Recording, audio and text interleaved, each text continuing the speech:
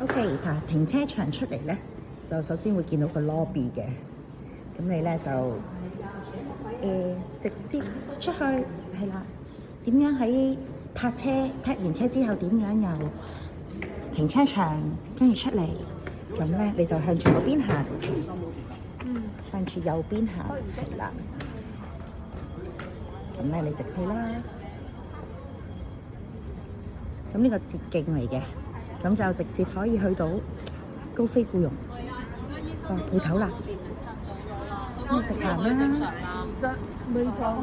幾廿秒嘅啫。咁跟住咧，喺呢個商場個捷徑嚟嘅。咁呢度，但呢度有間冰室，係啦。咁就入去，咁係一個捷徑嚟嘅。咁跟住轉左啦，